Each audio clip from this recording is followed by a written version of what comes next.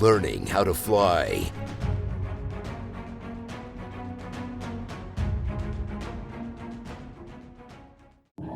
I didn't blame you for not recording it. I just said you got so mad at me, I stopped it. And apparently when I clicked start, it did not click.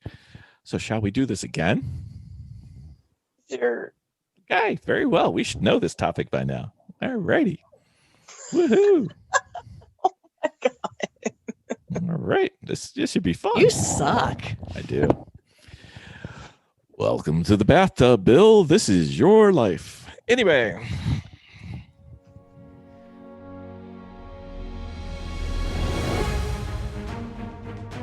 From the great halls of their house, there are assembled three who hope to one day be the world's greatest driving heroes. Created from the cosmic legends of the universe comes our team captain, the Vision, Bill Fisher. Their soon-to-be Wonder Woman, Vicki Fisher. Our Captain Marvel and head flight trainee, Jennifer Skripchuk. And our Batman, the master of tools, gadgets, and all things mechanical, our mild-mannered soon-to-be billionaire, Alan Danvers.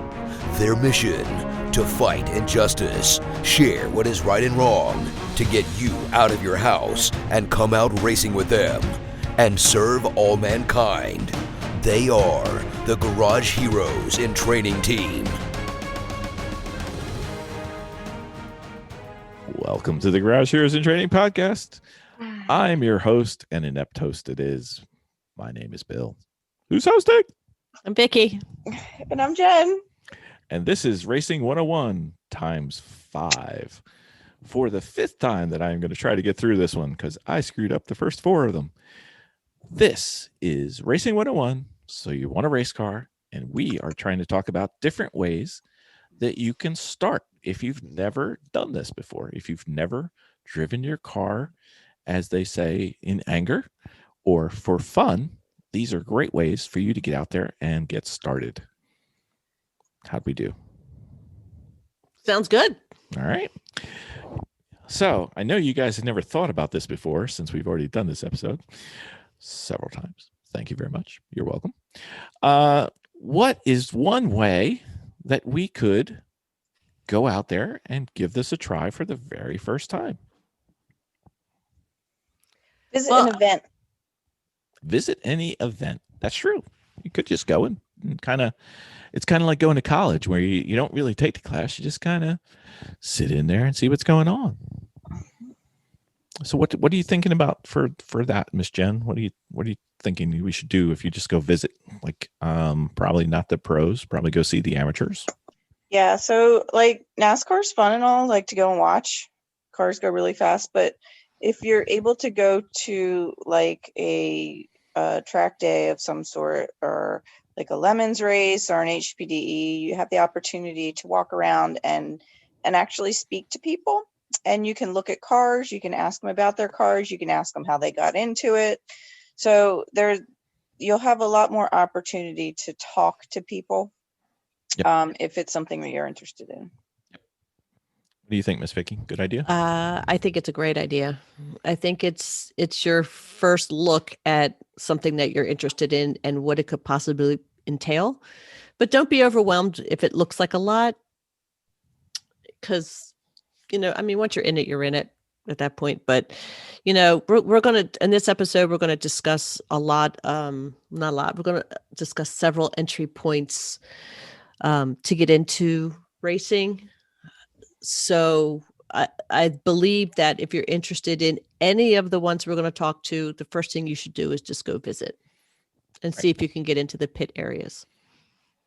And usually it's going to be pretty cheap, especially if it's an amateur event.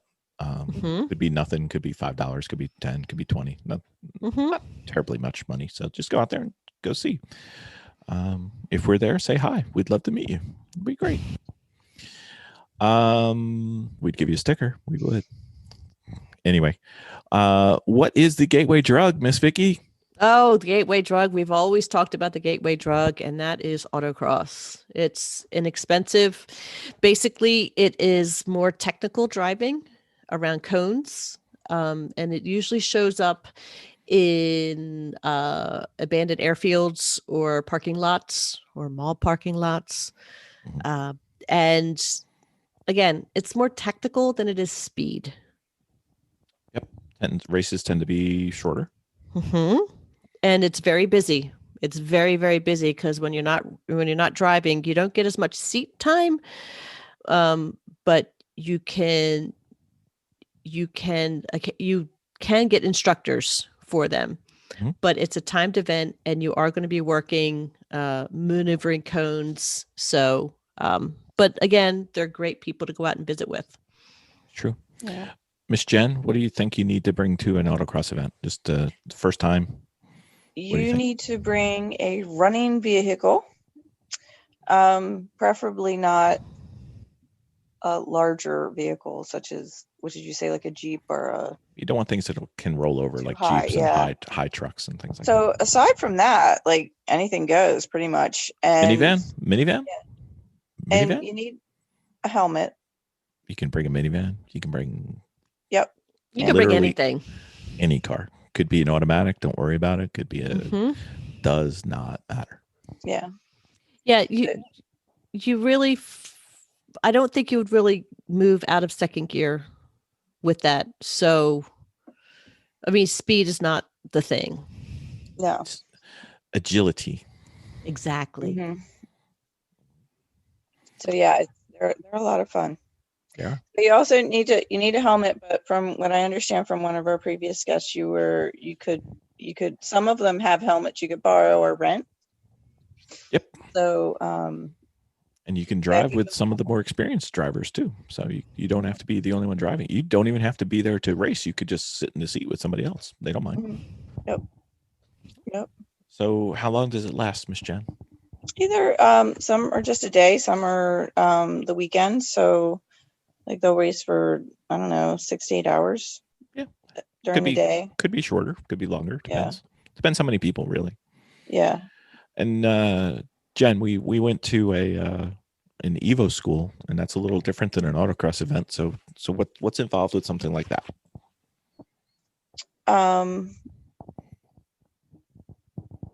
Instruction. Yeah. But they both have instruction, don't they? Well, this one's not competitive. It's really just about instruction. So you will have a instructor there to kind of help everybody out. Okay.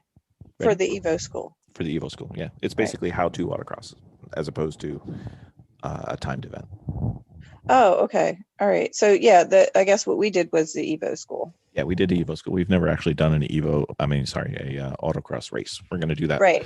soon. But because the ones that we went to, there were instructors. So it was... They had a timer up, but it wasn't really like they kept track of it.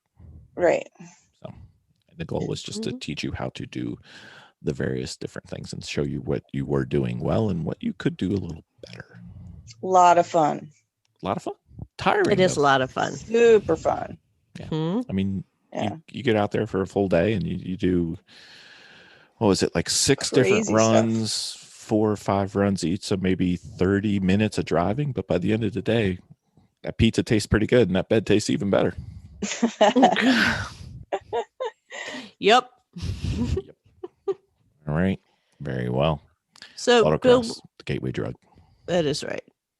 So what do you think about track nights in America? So the SCCA, which is the Secret Car Club of the Americas, or the Sports Car Club of the America, depending on which way you want to say it. The second one is the formal name. The first one's a joke. Keep down the laughter, people. Keep down the laughter.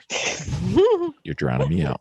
Anyway, they set this up. They said, hey, let's get somebody out on the track just for the first time. So what they typically do is they'll run something. It could be a Thursday night. It could be any night during the week, but they'll rent the track and they'll invite everybody out there.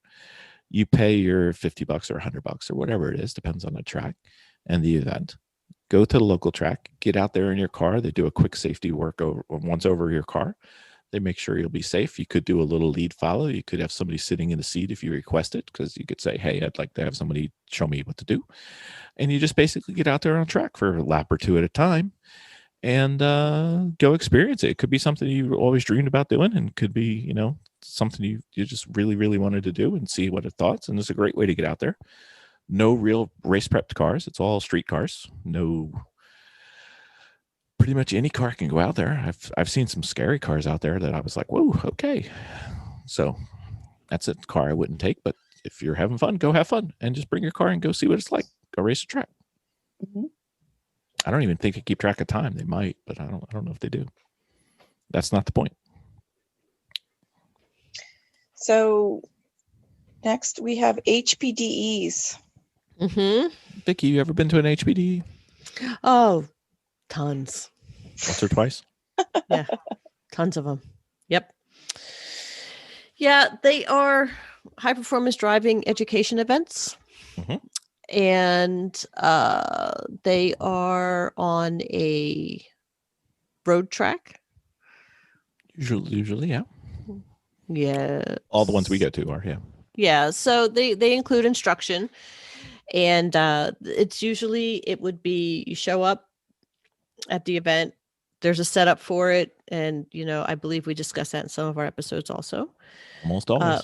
Yep. And they are set up for an entire weekend. You can stay at the track. And then you kind of go in, you have about 20 minutes of education and then 20 minutes on the track. And that just alternates through the entire weekend. When you're first starting, yeah. Mm-hmm. Mm-hmm. Jen, what do you need for an HPD? You need a running car and just running car, and you need a helmet. Right. You're gonna need a helmet. Sure. And they do a check Safety on your car, right? Yeah, Yep. Safety check. Yeah. Yeah. With almost all of these, your car is going to have to be, empty. And they'll do some safety checks just to make sure everything's fine, because the last thing anybody ever wants is for something to go wrong. So try to prevent that. It's always a good thing. Mm-hmm. What is the cost of this, Bill? Well, since Vicki's on the line, I would say it's somewhere in the $200 to $600 range. Depends on where you go and what event you're doing. And it can be a single day event. It can be 2-day event. There's even some that are 3-day events. Usually I always kind of figure it's like $250 to $300 a day is kind of a good rough number. Depends on where you go. Some places will be a little more. Some tracks cost a little more. Some people running it cost a little more. It depends on how much the track costs, how many people they need to run the event, and how many instructors they need. And, some places that run these are for profit, so they take that and then they add a little bit. And some places are strictly for promoting the sport and getting more people out there. So those would tend to be a little cheaper. The best thing that I would say for these types of events is try to make it, once you've gone to one or two, you'll start to see where you kind of fit and go to that place more often.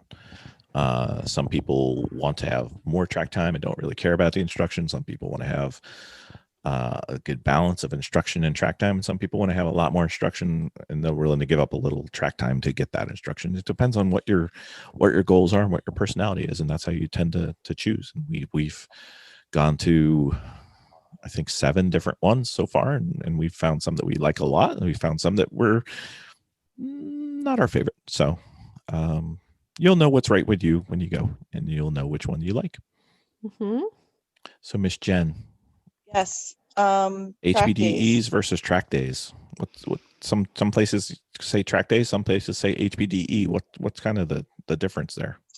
The track days, they have less instruction. Right. And more seat time, but less instruction. The balance is kind of higher towards track time than first instruction or class time. Yeah. So, but the same equipment's needed. You need a car, and a helmet. Yep. So. Could be a day, could be a weekend. Typically. And what about the cost, Mr. Bill? Costs. Well, since there's less instruction at track days, there's going to be less cost of instructors, which means they typically cost less. Sometimes it'll be, could be as little as half of what an HPDE event is. It really just depends. I mean, we've gone to track days where it was essentially our team and one or two other teams. So the cost can vary greatly depending on whether it's a organized business or organized track event or just a bunch of friends getting out there. So the cost can kind of be all over the place for track days. Mm-hmm. Yep. The next would be road rallies, which are extremely fun. They are point-to-point racing. And it's more like scenic driving with a purpose. And it's not really based so much on speed as much as time. Time and checkpoints. It's like it's either time or scavenger hunt points. So the more things you find, the more points you get, the better you do, things like that.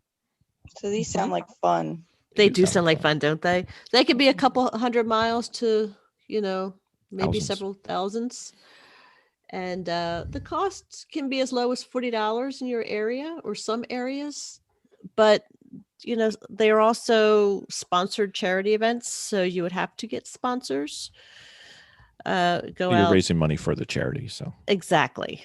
So there is that when it comes to costs. And you'll need, to know what the event rules are, an odometer, obviously a clock. And the smartphone has apps to know what your positionings are in the race, so you can keep track of everything. And you can probably get a lot of road rally stuff off your phone apps, and they'll direct you in that direction. Yep. Mm-hmm. So which road rally do I want to do? You want to do the Lemons? No. Cannonball Run. You want to do Cannonball Run? I do. Gumball Rally. That's right. No, I'm not saying I don't want to do those, but that's not the correct answer in this time. One Lap of America. Tell me about One Lap America. So you start in center of the country, right near Tire Rack. I can't remember exactly where you start. I think it might be their parking lot. And you basically have a rally from racetrack to racetrack, and it changes every year. So you go from where you start to the racetrack, you race around the track, and then you go to the next racetrack, and then you race around the track. And that goes over like 5, 6, 7 days, depends on the rally. And they actually keep track of how you do and what your times are. And there's a winner and a loser, but I really don't care. I just want to go from racetrack to racetrack and have a good time. Mm-hmm. I think it would be fantastic. I think we need to do this one year, people. When do they usually? What time of year do they usually do that? Well, conveniently for you, Jen, it is in the summertime, so we have a chance. No way. It is. So your school system schedule will not impede our progress. Mm-hmm. So we have a chance. So you're saying there's a chance? Yes, there is. So someday I'm going to get to do this. It's probably going to be 2023. Mm-hmm. We'll get there. Yep. So Miss Vicki, you found a couple places that you could look for different types of rallies and different rally purveyors. Who would be some of the ones that you would see? Well, for rallies, they're SCCA has one. Car clubs have them. There's the Gumball Rally, which I think is a Midwest one. I'm not exactly sure. Moves. And then Lemons has one, obviously. There's several of those. They're all around the country. Yes, there are lots of road rallies, and I think that they're a good way to get involved in a version of racing. If you got like a weekend to kill with some friends, or a couple days, because it's going to take you a couple days. Or a week. Yeah, and it could be,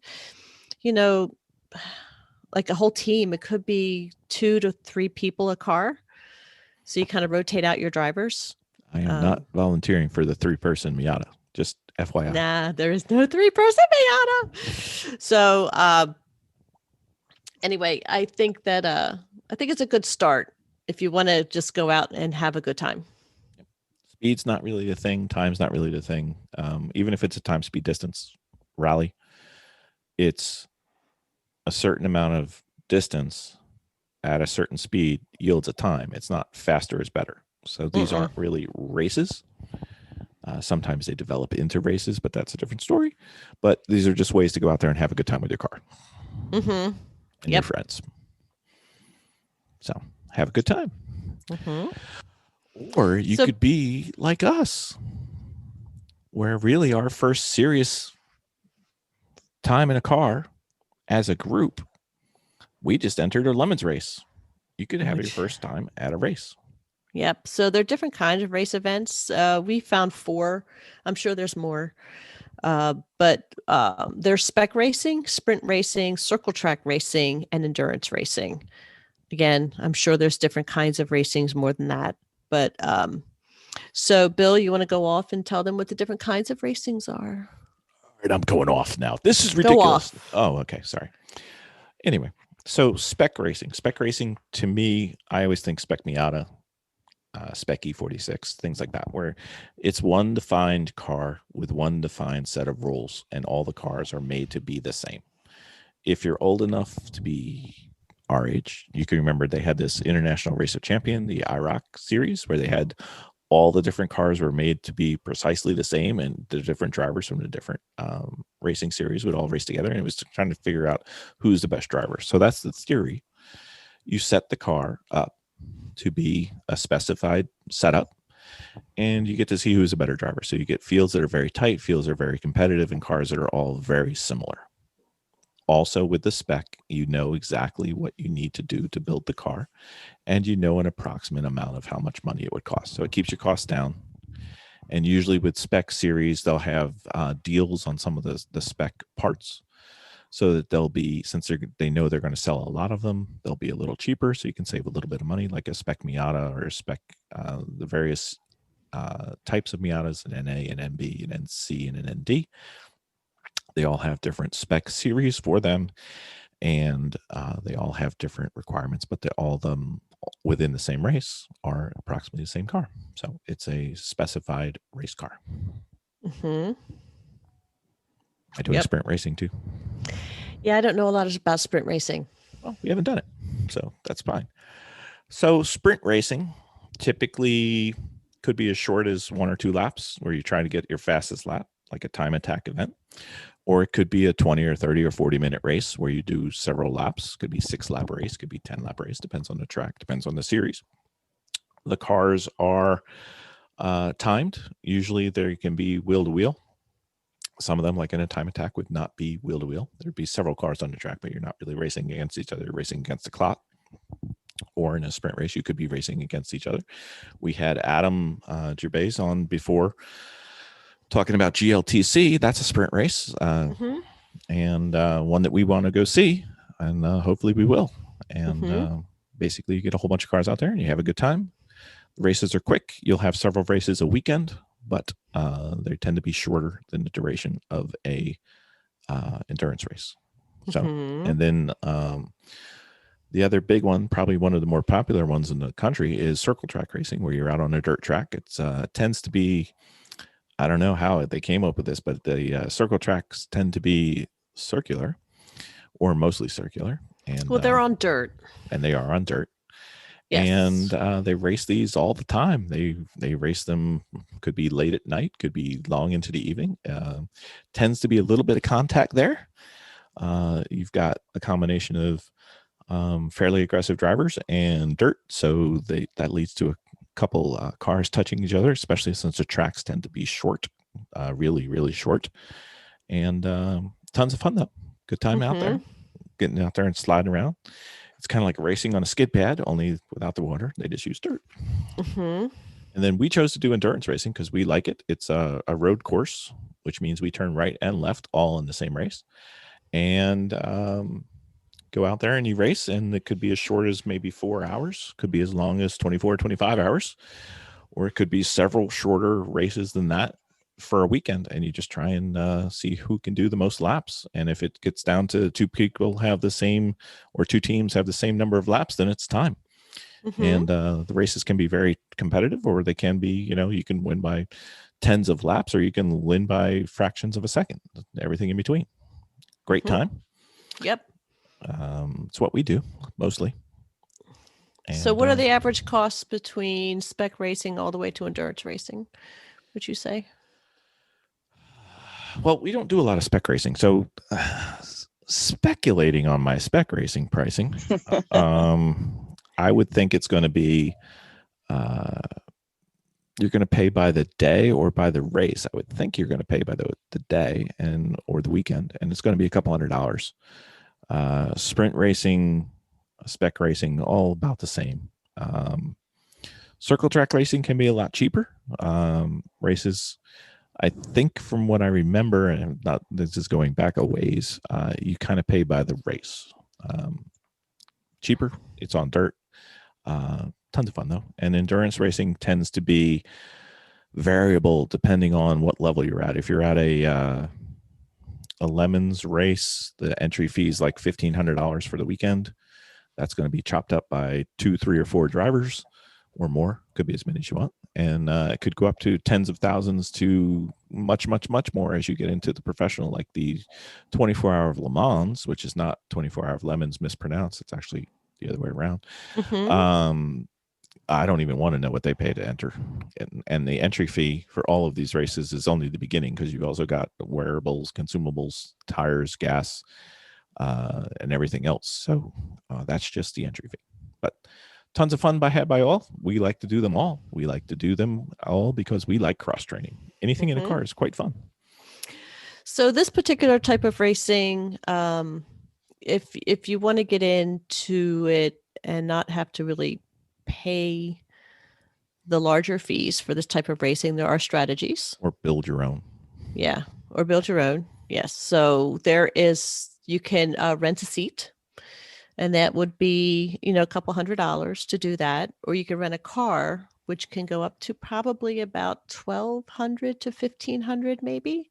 Depends. For the whole weekend. It depends. I mean, if the Lemons race costs $1,500 to enter, or Lucky Dog or Champ, they're all about the same. If they're renting you a car, you've got to pay for the entry fee plus the car, so it's going to be more. Right. So it can be a couple $1,000s to tens of thousands of dollars, depending on the series and the car and the competitiveness of the car. And remember, this is your first time going out there. So if you're going to rent a seat, a cheapest seat you're ever going to find is probably from a friend. It's going to be like $500. Right. For a Lemons race. Could be $1,000, could be more. And as the series go up and as the cars get more expensive, the price goes up. So yep. So there's that option too. Or you can just go ahead and enter a team with a car, but that would entail obviously a lot more to get involved. These particular vehicles, you are going to need a helmet with complete safety gear setup, and we've discussed this with the Adam Owen episode on ways of actually getting around that also, which you can rent. Which will come out probably a week after this episode. Yeah. And, you will definitely need that. And the cars are prepared, just so you know that the cars are prepared in a way. They'll have full roll cages, full safety gears, and there will be, for the most part, a mobile trailer garage that will be on hand. And that's what you don't have to be responsible for that if you're just, jumping in just to sample it. But that is what this particular racing will have. Sometimes you'll rent a car and you'll have to bring it. Sometimes you'll rent a car and they'll bring it. Sometimes you'll rent a car and they'll bring it with tools. Sometimes you rent a car and then everything else is your choice. Like you need to bring gas cans and everything else. I think we rented a car. They pointed us over to some other group of guys that had tools. Yep. Go borrow those. Yep, there's that. Yeah. This guy will help you right here. Yeah. If you need anything, they know somebody. Yeah. So try to get all these things specified. The most important thing with a rented car is safety, though. Make sure you're comfortable with the car. Make sure you know how to do everything. Make sure you know how to get out of the car, especially in a hurry. And make sure you know the peculiarities of the car, because you don't want to learn these things out on the track. Yep. I would have to say that is true.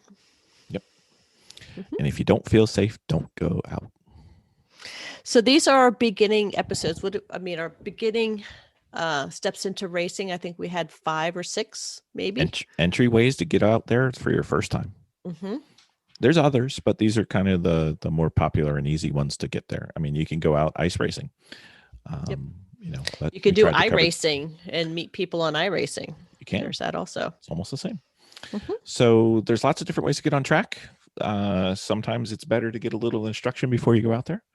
Sometimes you just jump 2 feet in and try to swim, though. Right, Jen? That's right.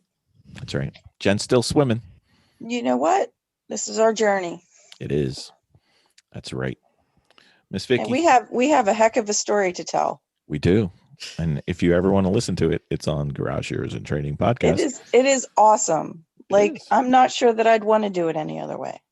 Oh, I've got news for you, Jen. There's no way for you to do it another way. This is the only way we're doing it. So just say yes. Just say yes. That's right. If you ever had any interest, even if you just said, hey, that might be fun, you should definitely try it. It's a great time. Mm-hmm. And you know what? Yes. She did. Actually, you asked to say yes. You said, can I do this too? And we said yes. Yeah, you said yes. Yep. So go out there, have a good time. Even if you just want to go out there and just see what's going on and find out. We've had teams come over. I remember one time in Pittsburgh, somebody came over and said, hey, we're going to be racing next year. We just want to see what's going on. I said, come on in. And I don't think we made them change anything or fix anything on our car, but we had plenty of opportunity if they wanted to. But most of the teams will let you come on in and say hi. And if we're there, definitely come over and say hi. We'd love to help, and we'd love to get somebody else started. So with that, this episode of Racing 101, how to get started and what are some of the best entry points to performance driving, is complete. Unless I got that wrong. Did I get that wrong? Are we good? We're good. Okay, we're good. All right, so that is the episode. We hope you had a great time. If you have any questions or ideas or things that we may have missed, please write to us at garageheroesandtraining@gmail.com or make a comment on some of our postings in the social medias where we creatively are Garage Heroes and Training. And we look forward to the next episode of our Racing 101 series. Mm-hmm. Bye. Where Vicki calls it. So you want a race car? There we go. Yep. You know why Vicki gets to say it? Because Bill messes it up every time. Anyway, that's our episode for tonight. Have a great night, everybody. Bye. Night. Take 2. Take 17. Take 3. Take 3. Dominating with Dawson. Mr. Dawson again, I presume. Hello, present. Jennifer. Woohoo. Here. All right. Woohoo. So we're trying to introduce people into racing. We're trying to introduce them into things that they need to know or things they need to be aware of. And one of the things they need to be aware of is the red mist. Oh, yeah. Mist. It affects people. I Even still don't really understand that. Even people you don't think would ever have it. The red mist, as I've heard it described, is like it's like you get so mad that there's a red mist in front of your face and you see more red than you see anything else. Is that am I saying it right? Is there something else to it? I don't know. Kind of. What do you know about it? Well, as of yet, it hasn't happened, so I'm thankful for that. But it's when it's happened to me. it's when you get too focused on an opponent and getting past them or around them, and start to go towards too aggressive or too risky or too slow, target fixated, and that becomes you do get slow, or you could get too fast, or you could get reckless, but you're not driving to your ability, and it's actually impairing your performance, but you get so caught up in it you don't even realize it. Kind of like maybe you're also letting little road rage. Road rage, also with some fixation, probably some projection onto the other driver, probably some letting the other driver get in your head and drive your car in some cases. Yep. So these are symptoms, I would say, of the red mist. I mean, ultimately, the red mist is letting yourself drive angry and be chasing an unreasonable goal or trying to assert yourself on track in a way that you shouldn't, like, kind of using your car as to make a point sometimes is what you're I think when you're in the throes of the red mist, you're probably in the kind of headspace where you're like, I'm willing to drive this car right through that guy right now if I can just pass it. Yep. I have to prove something. Yeah, you got something to prove. You got a chip on your shoulder. Those are the kind of things that are indicative of the red mist, and those are the kind of things you just can't let inform your behavior on track. Yeah, I think it's happened to many of us. I mean, the kind of times where it'll happen to me on track is if somebody passes me or just does something that really endangers me. Like somebody swept across my bow in the tiny vet one time at Sears Point going through turn one, which is just pretty much a flat out turn. So you're fully committed, like, you know, and then the tiny vet, I had it like wound out in fourth gear doing all I could do. But also it's a sort of thing where you can't make a sudden change of direction when you're that committed and a turn that fast. So this Camaro came just sweeping right across the front of me. And I was just like, it was too close. It was a kind of move where if either of us had gotten it a little bit wrong, we would have been in big trouble. And I got the red mist after that. And I tried to chase the guy down and terrorize him. You know, just making a point of being in his mirror for a lot longer. Cause he came and swept by me like it was like there was no regard for the fact that I was there. So I was like, I'm going to make a point of you realizing I am here. Like, I'm probably not going to catch you and pass you, but I'm going to harangue you for many laps and embarrass you for thinking you're that much faster than me. And I did. I don't feel great about it. I also shot the guy a bird. It's on film. You can go see it if you want to, but I really chased this guy and got real mad in the car. Nothing bad happened. I didn't put a wheel off or anything about it, but I was definitely in a bad headspace after that guy tried to murder me. Jennifer, you are the least red misty person I would think that we have on our team. Good. Yeah, I would say. Do you understand it? I do. I do understand it now. Thank you, Ben Dawson. That's what. That's the best picture I could paint for you. Like I really can't think of many more times in my driving career where I've really felt that immediately threatened and pissy about it. But yeah, I went to town wailing on the guy. I think until he pitted or something. But usually, does the red mist make you drive better? No, I wasn't doing any better. But also, it can make you take more risks that you don't need to take because you end up becoming so narrowly focused on the one person you're chasing or whatever that you're going to miss a lot of things in traffic. It's funny because there was another person who in the race I mentioned who I didn't realize I passed and was right behind me for a lot of time, but he was watching and and he's like, wow, we had a great battle. I was like, I didn't even know you were there. I was just trying to run this Camaro down and make his life hell. I missed one of the funnest races of my life. Not even realize I was really duking it out with this guy because he was just trying to hang on, but I was trying to hang on to this Camaro. So I missed a bunch of fun that I didn't even realize I was having because I was all just focused up on trying to road rage on this guy who passed me in what I felt was an unsafe way. So yeah, I had tunnel vision on this one thing and didn't even realize how much other fun there was going on in traffic as it was happening. And that target fixation, let's call it, really put you at a higher risk because you had a car that was buzzing around and racing with you that you didn't even know was there. Well, I mean, you know what I mean? Aware I was racing and we were inches from each other and I passed him. Like I was aware that I was passing this car. I was just so focused on this other thing that I didn't realize what a fun race I was having. I was completely aware of the car. I just met later. This guy posted a video of us duking it out from his angle, and he was like, "Yeah, it was such a fun race." And I was like, I went back and watched. I was like, "Oh yeah, it was." But at this point, I was looking ahead so much of this Camaro that I kind of really wasn't paying attention to how much fun I was having in traffic otherwise. So it kind of sucked the fun out of that part of the race for me. So it can be dangerous. It can make you focus on the wrong stuff during the race. It's just generally unproductive. I guess if there's a great way to identify it as it's happening, that's good. I've only had it happen, like I said, it doesn't happen to me very often, but it can be bad. I'm sure it can make you push your car too hard. You know, we drive too hard through a turn trying to keep up with somebody, and you push off the exit, hit a wall or something like that, or get crossed up and spin out. And there are plenty of ways it can mess you up.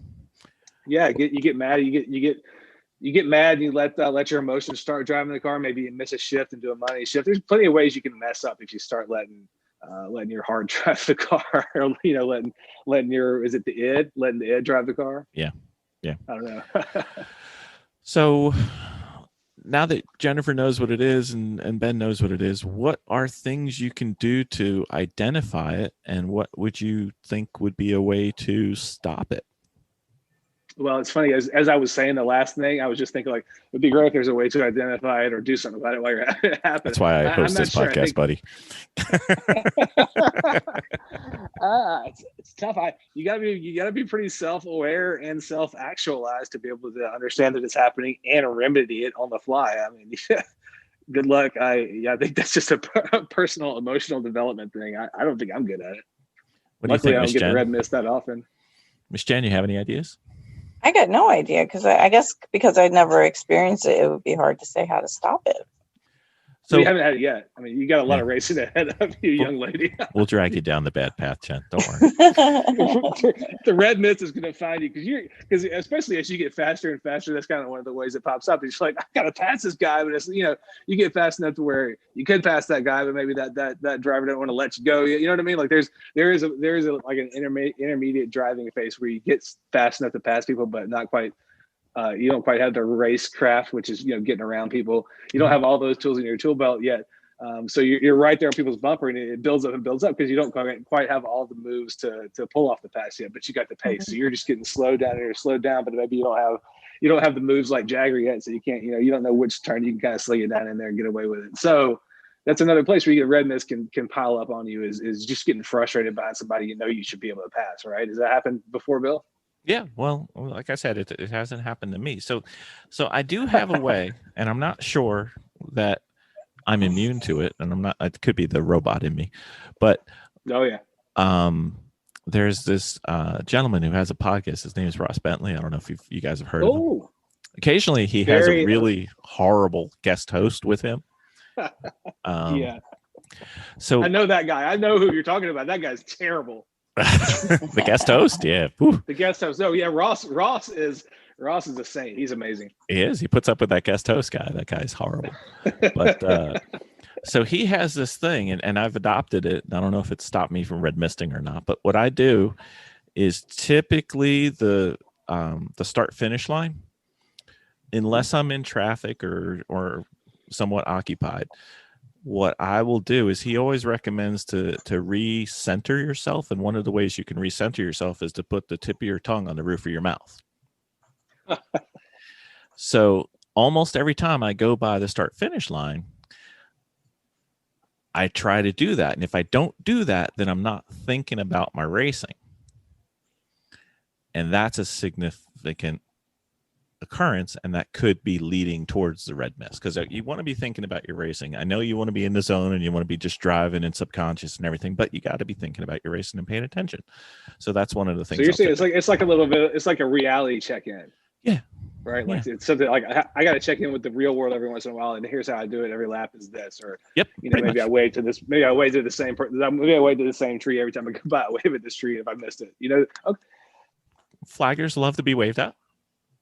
Yeah, that's right. They do. I'm the worst person to ever talk about this side of motorsport stuff, like the mental stuff, because I don't put any thought into it at all. But I totally respect all the stuff that people write about it. It just never applies to me because I don't use my brain at all. But those are some great methodologies for thinking people. Yeah, I think the big thing is to make sure, check in that you're conscious on what you're doing. Yep, it's true.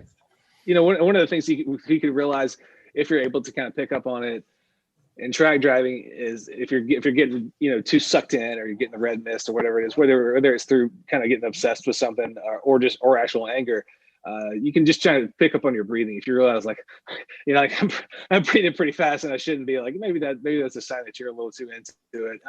Or you're not hopefully breathing. If you go do a few. Or if you're not breathing, like you take a bit, like have I been breathing this whole time? But one of the good ways to kind of pick up on this early on is if you do HPD events where they have an in-car instructor. One of our big jobs as in-car instructors is to pay attention to the person driving. Like we're not just looking at the windshield. We're making sure your hands are in the right place. We're checking on you, make sure you're breathing. We'll talk to you as we're going along a little bit and make sure when I ask for an answer, the person's not like like they're not all bound up. So we're kind of watching out for the whole student, because an instructor in HPDE, we may help you get a little bit faster, but the main thing is we're just trying to keep you alive and kind of keep you regulated as you get into getting used to track driving. So that's one of our jobs, and so that's one of the things that helped me early on be aware. Was I had an instructor who she would just be like, "Hey, just checking in, you breathing okay?" And I always was, but it was just nice to kind of get the frequent check-ins from her, and it kind of helps me remember to check in, make sure I'm breathing, that sort of thing. I don't have quite the routine you do, Bill, but yeah, it's good to check in with your body and check in with reality, because you can really get sucked into just driving, right? Don't strangle the steering wheel. It didn't do anything to you. Yeah. If you realize your hands are really sore and you're just gripping the heck out of the wheel, then that's another sign that you might be needing to knock 10 to 20% off of it right there. Yep. Did you ever notice? Jennifer may have seen it too. If you ever notice when you're watching a video and Randy Popes is talking about driving, he'll always hold the steering wheel with like 2 or 3 fingers, and his pinkies will be up in the air just to further solidify that his grip is light. That's every driving instructor always says when they're talking about they're always going to do it because that's the idea they're trying to teach. Dude, I'm doing the gripping the wheel with my ring finger and thumb. For people who don't see us, obviously on a podcast, but yeah, they always grip it with like 2 fingers to demonstrate it, to demonstrate the ideal that hey, we have got really light hands on the wheel. You don't need to be holding onto the wheel. You just need to be pushing and pulling and moving the wheel with a very light touch. And there's another reason to do it besides the stress and wearing yourself out, especially in an endurance race. You cannot over grip the wheel for a 3-hour stint. You physically can't do it. But you can try, but you're going to be really slow and really tired, and you're not going to do your next stint. Right. And the other thing is if you're gripping the wheel really tight, you don't have those fine motor skills and you can't feel as well. So you're going to be losing some information that you could get from the steering wheel. That you're I think I keep it pretty loose in my hands. I'm ready to let that thing go wherever it needs to go. we have no doubt, sir. So red mist. I mean, you need to have have a good grip on the wheel, but also be ready to don't grip it so hard that you can't roll with it as it's moving with the road. Yeah, don't over grip it and don't under grip it. You want to be in control, but not strangle it. And the red mist, avoid it. Definitely. Thank you, guys. Thank you. Dominating with Dawson. I have a fever. And what this fever needs is some dominating with Dawson. Uh-oh. Probably got to go to the hospital and get you a swab. I'm thinking Jennifer might need to come and do the vaccine or something because there's a problem. Uh-oh. So we're doing our 101 segments for Dominating with Dawson, trying to match them up. Talking to new folks and prospective drivers. That's exciting. New or recent or soon to be drivers going to the track, what going to an autocross, doing whatever. Now this doesn't apply to autocross, but Ben, if I'm on the track and the car is going straight, I don't have anything to do, right? All right. Well, I mean, there's not much to do. You can you can try to find MySpace. I hear it's kind of mostly weird stuff now, but you can go check on MySpace, see what's going on over there. Check your email. Great. Check email. Great time to join TikTok and figure out how to do whatever you. I guess you dance or something on there. I'm a big talker. So anyway, yes, there's not that much going on. You're going to shift gears probably. You'll be coming out, hopefully shift 1 or 2 gears while you're on the straightaway. But the main thing is you just got your foot on the floor and you're trying to keep the car on the track, right? No, Ben. There's lots to do. So what are you doing? There's lots to do, Ben. Jennifer, what do you do on the straightaways? Ben's being facetious, so we're going to answer this one for him, and he's going to say, "Yep." And drive straight. Drive straight would be the first goal. Yes, you can check your mirrors. Yeah, I was going to say we're not going to look at anything. We're not going to look at anything at all. You can check the flags. Good time to check your gauges. You got a little bit of time to check your gauges. That's right. You know, when the water temperature is above 200 something, usually a bad sign. Depends on the car. You can check the flags. You can make sure you're not strangling the steering wheel. Yeah, it's a great time to catch your breath and sort of give yourself, if you're going to kind of do a rhythmic reality check every race, that's a great time to do a check-in. Just sort of look at your pits as you go by. If you're doing a race or something like that, make sure nobody's trying to tell you something from the pits. That's usually on the straightaway. But yeah, the essential stuff is to check your mirrors and check your gauges, and that's what kind of stuff that will keep your car alive. A good time to check and make sure everything's going okay, because the flagging people at the track will let you know if there's an outward sign that something's wrong with your car. Like the muffler is dragging on the ground, then you may not know it, or if there's some obvious fluid pouring out, they'll let you know. But you might not know that you're pouring fluid out. But things we can find out internally in the car, our gauges are going to tell us. So it's always great to check on those. It's easy to get wrapped up in your driving and forget to check them. So especially if you're on a straightaway by yourself and don't have other traffic to negotiate, that's a great time to double check and make sure your oil temp's not too hot, and make sure your water temperature is okay and you have gas in the car, right? Yep, you can listen for noises. You can concentrate on feelings, like you can feel if you got a flat spot on your tire, or if something's not right, if something's not normal. Just And then check just your mirror again, double check. Yeah, check your mirror again. and then check your mirror again. Yeah, and not a bad plan, especially if you're driving a low dollar endurance racing, to do a brake check before you need it at the end of the long straightaway. Well, what do you mean by that, Bill? Well, sometimes your brakes, you just want to do a little, hey, are they still there? Just A little confidence tap. We're talking about just kind of, maybe if you're driving down the straightaway with your right foot on the gas, you might just bring your left foot over and just tap it to make sure that you feel the brake pedal is there. We're not trying to slow down, but just touch it to make sure the pedal is kind of just at the top of the engagement where you think it can be. Because a lot of times after you've driven a lap or two on track, especially if you hit a bunch of curbs, so if you haven't applied the brakes since you've hit some curbs, it can kind of knock the pads back away and kind of push the pads to spread the pistons back out, so the pads aren't right at the face of the brake rotor. So there may be a little bit of travel. So when you go to hit the brake pedal, expecting to engage in a certain place, it may be a long pedal that may travel a little bit further before it engages, or you may have to pump it before you get full braking after you've had what's called pad knockback, which is where the pads, like I mentioned, get knocked back away from the rotor and the pistons spread back out. So that's something that can happen, and that's another reason to always give yourself a little confidence tap as you're going down the straightaway.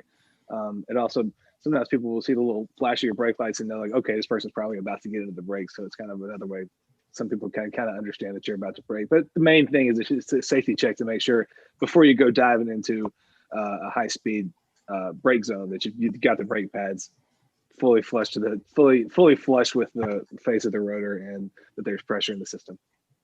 So Jennifer, anything else that you're doing going down a straightaway we haven't covered? Yeah, I'm not doing a lot of that. No. Maybe you But could. we're checking our mirror, right? We're checking our mirror a lot. Yeah, that. But that's gosh, the you one guys thing. had a long list there. Good Lord, the straightaway is only so long. Not done yet. Check your mirror is the main one. Checking your mirror and relaxing is the main one. It's great to check your gauges, but always watch your mirror. Yep. It's also a good time to, especially when you're doing lots and lots of laps, to either plan the turn at the end of the straightaway or to plan what you're going to work on that lap. Well, see, my straightaway experience is still consisting of who am I pointing by? Because you have to plan there yet. No, that's okay. That's part of being in the flow of traffic. Absolutely. Sometimes you're in the flow of the traffic moving up, and sometimes you're in the flow of traffic mostly moving down. But Bill's talking about planning your entry to the next turn, or planning future things, but also you have to plan for the people who are about to come past you. So other future things you have to plan. If there are people, coming up to pass you, is I got to plan how I'm going to let this person by and negotiate the turn with them having gone by or being in the process of going by. So that's the other side of planning. Yep, absolutely. And the thing, especially for the new people going to track the first time, you're not going to be able to do this because you're going to be overwhelmed.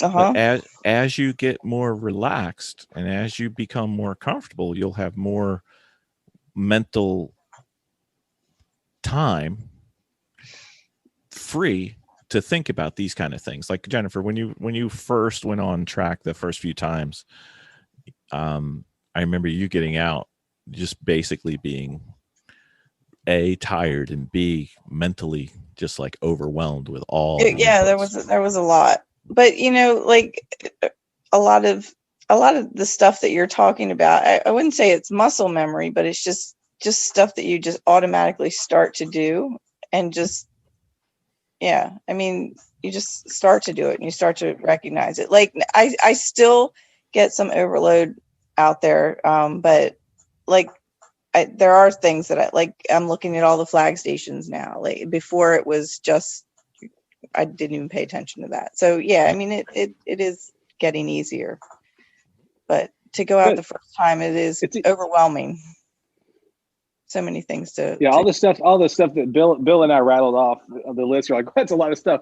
I mean, these are all things that just become part of data assimilation. Yep. Like it just becomes part of your routine of just collecting all those. Yeah, you scoop it up like a whale swimming through the ocean, just letting all the food just roll into its mouth. Pretty much, you're just kind of always just scooping up information as you go along. So it becomes more and more a part of the natural order. Mm-hmm.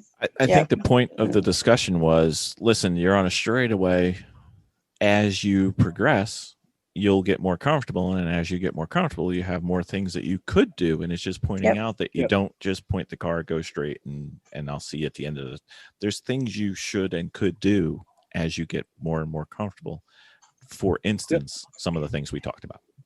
Mm-hmm. For sure. Yeah. Agreed. Cool. Okay. All right. So the straightaway is not for sleeping. Yeah. That's right. There's stuff to do. Not today, anyway. Not Not today. today. Not today. Okay. Well, that's Ben Dawson dominating for today. Thanks, Ben. For today. For today. Today.